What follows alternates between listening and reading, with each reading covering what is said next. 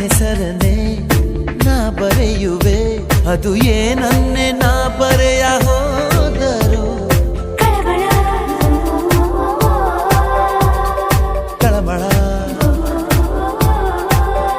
ನೀ ದೂರ ಹೋದ ಕ್ಷಣ ನಾನಿಲ್ಲ ಆ ತಕ್ಷಣ